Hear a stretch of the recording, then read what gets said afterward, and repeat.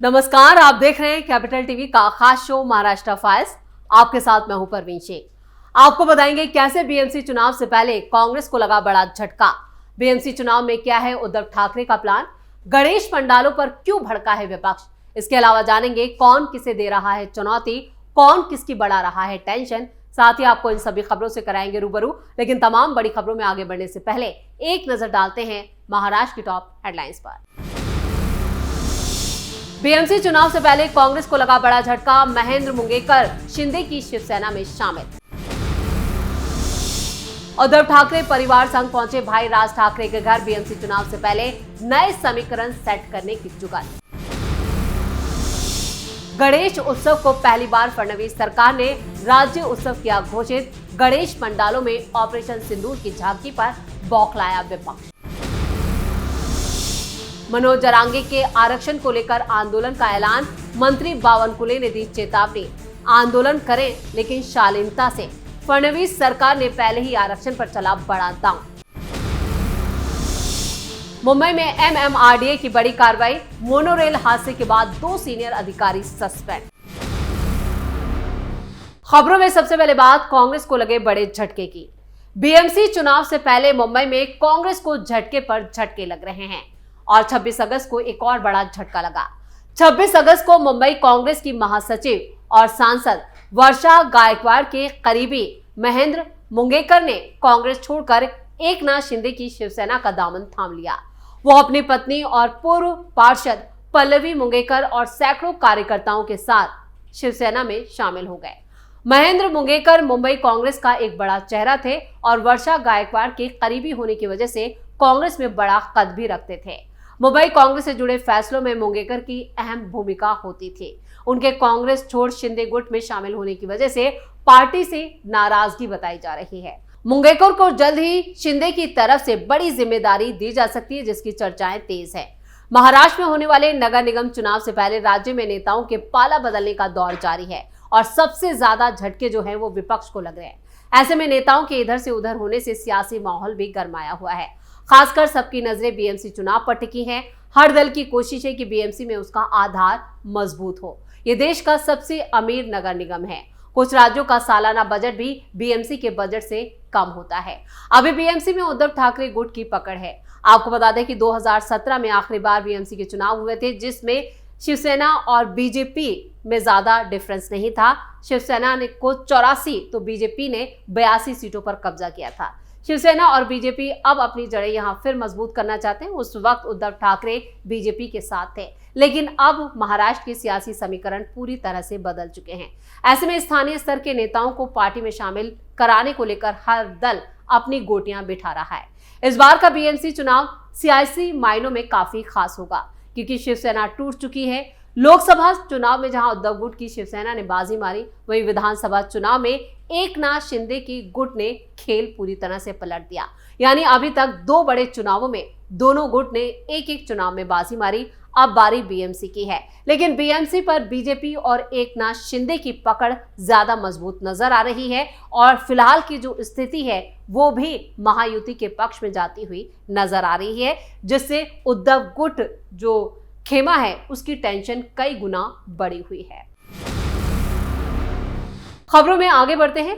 कहते हैं कि त्योहार और उत्सव अपनों को और करीब लाने का काम करते हैं। गणपति बप्पा पधार चुके हैं और इस मौके पर उद्धव ठाकरे बुधवार को अपने पूरे परिवार के साथ बप्पा के दर्शन के लिए अपने चचेरे भाई राज ठाकरे के घर शिव तीर्थ पहुंचे। मुंबई में बीएमसी चुनाव से पहले उद्धव का राज के घर पहुंचना काफी अहम माना जा रहा है। उद्धव ठाकरे के साथ उनके बेटे आदित्य ठाकरे और पत्नी रश्मि ठाकरे भी जो थी वो बप्पा के दर्शन के लिए राज ठाकरे के घर पहुंचे। लंबे वक्त के बाद दोनों ठाकरे भाइयों के बीच नजदीकी देखी गई। दशकों के बाद दोनों भाई एक दूसरे के करीब भी आते हुए दिखाई दिए। 20 साल बाद राज और उद्धव इसी जुलाई महीने में वर्ली में एक साथ मंच पर भी आए थे। दोनों ने मिलकर फडणवीस सरकार के राज्य में हिंदी अनिवार्य करने के फैसले का विरोध भी किया था और जिसके बाद सरकार ने ये फैसला वापस लिया। वहीं उद्धव ठाकरे ने भी साफ कहा था कि साथ आए हैं तो साथ ही रहेंगे। इसके बाद दोनों नेता कई बार एक साथ भी देखे गए। राज उद्धव के जन्मदिन के मौके पर भी मातोश्री पहुंचे थे। दोनों परिवारों की ये नजदीकी बीएमसी चुनावों से जोड़कर देखी जा रही है। वैसे आज जो स्थिति उससे साफ है कि बीएमसी पर अब बीजेपी और एकनाथ शिंदे की पकड़ बन चुकी है और यही घबराहट है कि ये दोनों भाई एक साथ आए हैं। पिछली बार 2017 में चुनाव हुए थे तो बीजेपी और शिवसेना की सीटों में सिर्फ 2 का अंतर था। उद्धव की शिवसेना 84 सीटें जीती थी जबकि बीजेपी ने 82 सीटों पर कब्जा जमाया था, लेकिन उस वक्त ये दोनों पार्टियां गठबंधन में थी, यानी बीजेपी और शिवसेना एक ही थे, अलायंस में थे। लेकिन अब शिवसेना 2 हिस्सों में बढ़ चुकी है। शिंदे ही खुद को असली शिवसेना मानते हैं और ये कई मौकों पर नजर भी आया है। विधानसभा चुनाव के जो नतीजे हुए उससे साफ हो गया कि जनता भी अब एकनाथ शिंदे को ही असली शिवसेना मान रही है और जो बेस्ट चुनाव के नतीजे आए हैं वो भी ये बता चुके हैं कि ठाकरे भाइयों की जो पकड़ है मुंबई पे वो अब ढीली पड़ चुकी है। इसलिए बार बार उद्धव और राज जो हैं वो एक साथ आने की ये नौटंकी कर रहे हैं, जिसका कोई खास असर होता हुआ नजर नहीं आ रहा। और गणेश उत्सव के मौके पर भी इन दोनों भाइयों ने ये चालाकी की, यानी एक बड़ी चालबाजी चलने की कोशिश की, लेकिन ये दांव भी फेल होता हुआ नजर आ रहा है। खबरों में आगे का रुख करते हैं। महाराष्ट्र के सबसे बड़े पर्व गणेश उत्सव में इस बार गणेश पंडालों में सेना की शौर्य की झलक दिखाई जा रही है। भारतीय सेना को सलामी देती ऑपरेशन सिंदूर की झांकी ने लोगों को खूब आकर्षित किया है, लेकिन इस झांकी को लेकर सियासत भी गर्मा गई है। विपक्ष ने बीजेपी पर जानबूझकर गणेश उत्सव में ऑपरेशन सिंदूर के नाम पर सियासत करने का आरोप लगाया है, जबकि बीजेपी युवाओं के लिए इसे प्रेरणा बता रही है। सवाल यह है, क्या ऑपरेशन सिंदूर की गाथा की घर घर तक पहुंचकर बीजेपी निकाय चुनावों में भी राष्ट्रवाद की एंट्री करा रही है? विपक्ष का आरोप है कि बीजेपी धार्मिक उत्सव में सेना का नाम लेकर राजनीतिक फायदा उठाने की कोशिश कर रही है। शिवसेना यूबीटी प्रवक्ता आनंद दुबे का कहना है कि अगर झांकी ही लगानी है तो अमेरिका के भारत पर लगाए गए टैरिफ की भी झांकी लगाई है, ताकि जनता असली मुद्दों से वाकिफ हो। उधर बीजेपी ने विपक्ष के आरोपों को पूरी तरह खारिज कर दिया।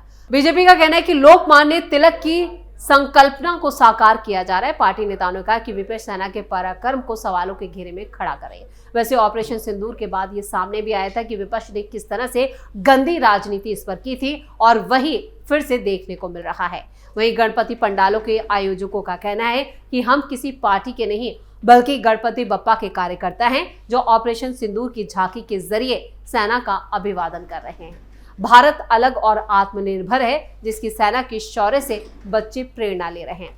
गणेश उत्सव की भव्यता और श्रद्धा के बीच ये झांकियां अब प्रेरणा और राजनीति दोनों का विषय बन चुकी हैं। सवाल बड़ा है, क्या सेना का शौर्य धार्मिक आयोजनों में दिखाना राजनीतिक मकसद है या फिर युवा पीढ़ी को देशभक्ति का संदेश देना?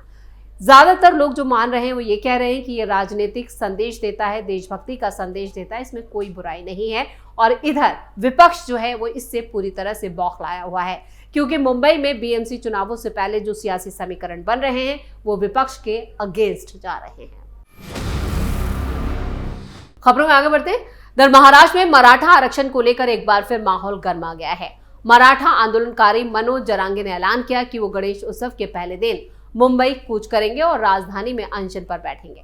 इस बीच राज्य के राजस्व मंत्री चंद्रशेखर बावनकुले ने जरांगे को सख्त चेतावनी दी कि आंदोलन करें लेकिन भड़काऊ और आपत्तिजनक भाषा का इस्तेमाल ना करें। वहीं पुलिस ने इस आंदोलन की इजाजत दे दी है।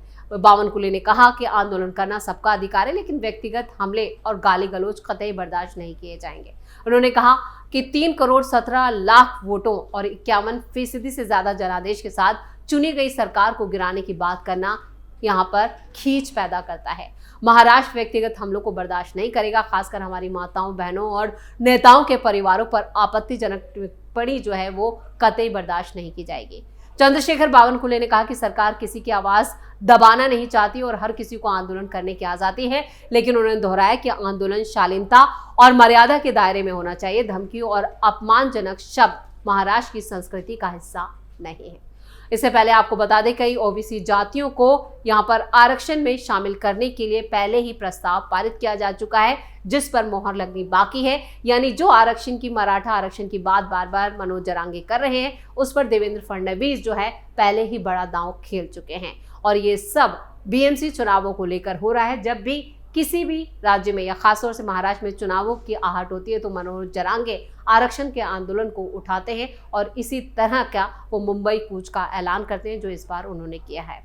वैसे इस मुद्दे को लेकर सामाजिक आर्थिक सर्वे भी कराए गए। मराठा समाज को आरक्षण देने की कानून जो है वो बनाया है। इस कानून को विधानसभा और हाईकोर्ट से मंजूरी भी मिली थी, लेकिन बाद में सुप्रीम कोर्ट ने इसे खारिज कर दिया। बावन कुले ने कहा कि फडणवीस ने मराठा समाज के लिए अपनी प्रतिष्ठा दांव पर लगा दी थी।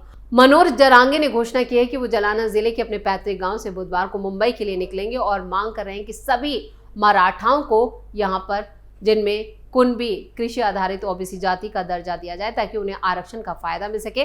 सरकार के तमाम कोशिशों के बावजूद जरांगे ने साफ कर दिया है कि वो अपने फैसले से पीछे नहीं हटेंगे, यानी वो मुंबई कूच कर रहे हैं। खबरों के आखिर में बात सरकार के एक्शन की। मुंबई के मोनोरेल में भारी बारिश के बाद अचानक पावर सप्लाई ठप होने से ट्रेन बीच ट्रैक पर रुक गई और करीब 582 यात्री घंटों तक फंसे रहे। इस मामले में मुंबई महानगर क्षेत्र विकास प्राधिकरण MMRDA ने एक हफ्ते पहले बारिश के बीच मुंबई में 2 मोनोरेल में सैकड़ों यात्रियों के फंसने से जुड़े मामले में चूक के लिए 2 सीनियर अधिकारियों को सस्पेंड कर दिया है। फिलहाल अधिकारियों ने बताया कि महानगर में मोनोरेल सेवाओं का संचालन करने वाले MMRDA ने 19 अगस्त की घटना की उच्च स्तरीय जांच भी शुरू कर दी है। इस बीच मैसूर कॉलोनी और भक्ति पार्क के बीच फंसी एक मोनोरेल से यहां पर सर्कुलर सीढ़ी लगाकर 582 यात्रियों को बचाया गया था। इस बचाव दल ने यात्रियों को बाहर निकालने के खिड़कियां तक तोड़ दी थी और ट्रेन के दरवाजे खोल दिए थे। इस घटना के बाद से सवाल खड़े कर रहे थे कि आखिर मोनोरेल में बार बार तकनीकी खराबियों की वजह क्या है और बार बार मोनोरेल तकनीकी खराबियों की चपेट में क्यों आ जाती है। मुंबई में मोनोरेल को मेट्रो की सहायक सेवा के तौर पर भी लगाया गया था। मोनोरेल की सफलतापूर्वक वापस खींचकर वडाला स्टेशन ले जाने के बाद 200 यात्रियों को निकाला गया था। इसके साथ ही अधिकारियों ने बताया सभी यात्रियों को सुरक्षित निकाला गया था, लेकिन इस घटना ने उनकी सुरक्षा को लेकर कई सवाल खड़े कर दिए थे। प्राधिकरण ने यहाँ पर बताया कि मानक संचालन प्रक्रिया यानी SPO की जो शुरुआती समीक्षा के बाद ही MMRDA ने मुख्य अभियंता यानी सिग्नल एवं दूरसंचार मनीष सोनी और यहाँ पर दूसरे राजीव गीते को सस्पेंड किया है। दोनों ने कहा है कि MMRDA के महानगर आयुक्त ने पिछले हफ्ते घटना के दौरान अपनी SOP की समीक्षा और शुरुआती नतीजों में परिचालन प्रोटोकॉल में खामियां सामने आने के बाद दोनों ही अधिकारियों के खिलाफ ये कार्रवाई की गई है।